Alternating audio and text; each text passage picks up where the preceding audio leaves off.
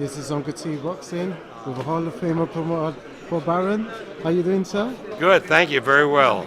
I've actually listened to a podcast you was involved in America, and you seem to be quite sharp. You still remember names and the times and everything. Like when you spoke about Muhammad Ali in 1965 when you first met him with what was him who introduced him? Was it Jimmy Brown who introduced him? Your recollection was really quite sharp.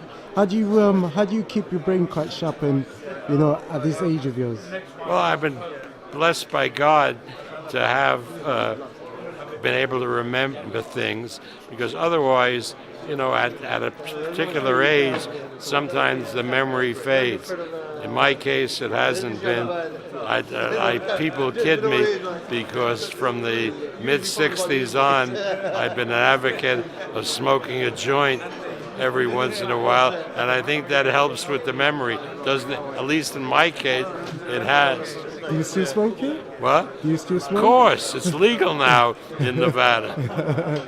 So let's get to this fight.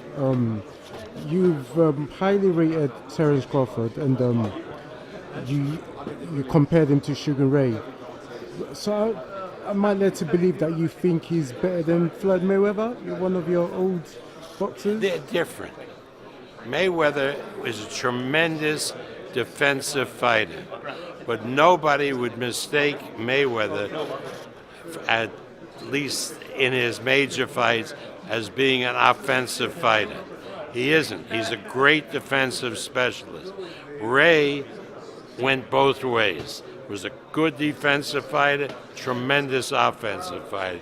That's what Terence Crawford is. Very good defense, very good offense. Mayweather was really one-dimensional. A great fighter. I don't want to demean Floyd. Great fighter, but really one-dimensional. I don't want to put you in the spot because you've got two of the top boxers right now, Terence Crawford. Well, I've still got to ask you, just in case you might have an answer for me. Who do you feel is the better boxer between Terence Crawford and Lomachenko? They're different. Crawford is more of an offensive fighter. He's traditional. Crawford is from the same school almost, like Sugar Ray Robinson, Muhammad Ali, Sugar Ray Leonard, Crawford. That's a school of boxing. Lomachenko has unbelievable technical skills, such as we've never seen before. So you can't typecast Lomachenko, because the skills that he, with the help of his father, have developed are something very, very unique. Okay. And talking about Lomachenko, he's boxed 3 of your fighters that you've signed, he said in the podcast. 2 of them became a world champion, and 1 is still finding his feet. The lightweight, what's his name? The Puerto Rican. Pedraza. Not Pedraza, no. One of your fighters. Verdeo. What's going on with Verdeo? Verdeo, hopefully, if we land this event in New York, Verdeo will be on the card fighting Vasquez, a former champion. So it's hopefully going to bring Verdeo back.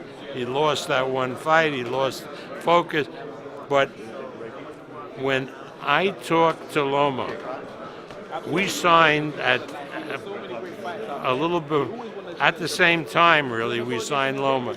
3 guys, young guys. Verdeo, the Puerto Rican, Oscar Valdez, who's the featherweight champion, the Mexican, and Jose Ramirez, Mexican-American, who's now the 140-pound champion.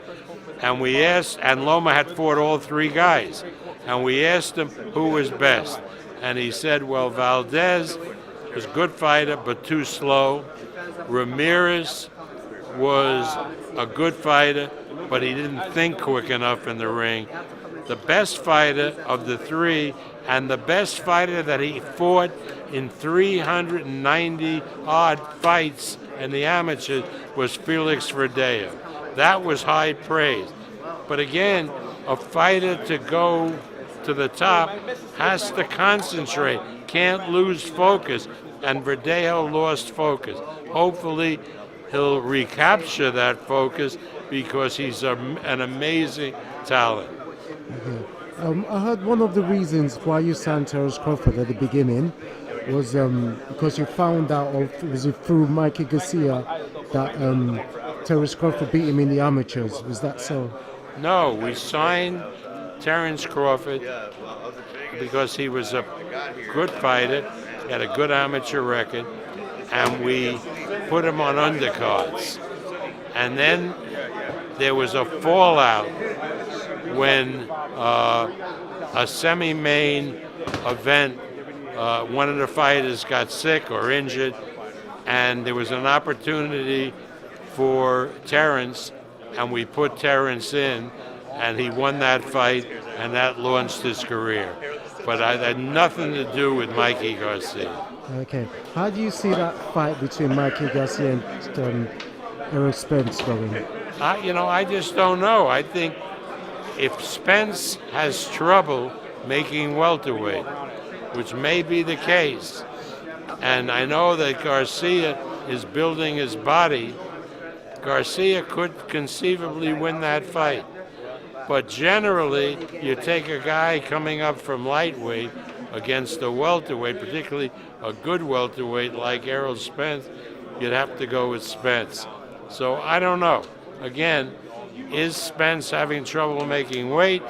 And two, will that affect his performance with Garcia? Okay, thank you. Just one more thing. I could see the side of my eye, one of your ex-world champion, Isaac.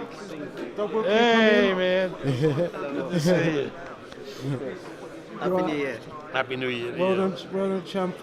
What's next for him? What could we He's going to expect? fight the rematch. Okay. When have you got a date set? So we'll probably have something by the end of the week, beginning of next week. We'll give he and his father the date, and we're going to schedule it as a main event on ESPN. And this time he's going to train better and win the title. Definitely.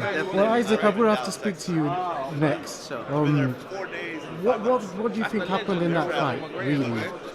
Because you're taking the rematch, so presumably, are you trying to tell me you didn't train hard for the fight? You overlooked your opponent? What was it?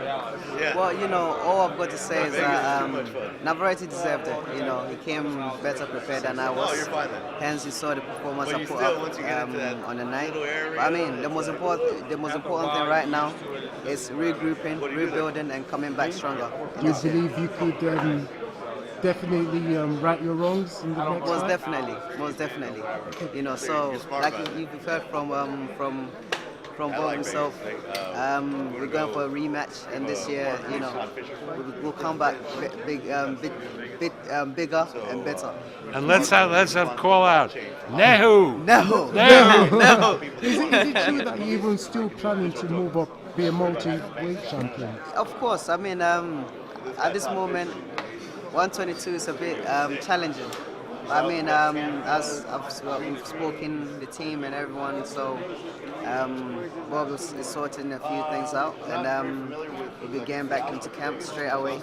I mean, we just came from Christmas, hence you can see the size of me right now. But look, we just have to get the ball rolling, and let's get back in. Well, guys, it's been a pleasure. There's a lot of people waiting, and I've got to leave, and I can't be selfish holding everyone. Well, thanks for your time, and Bob, it's been a pleasure finally getting to speak to you.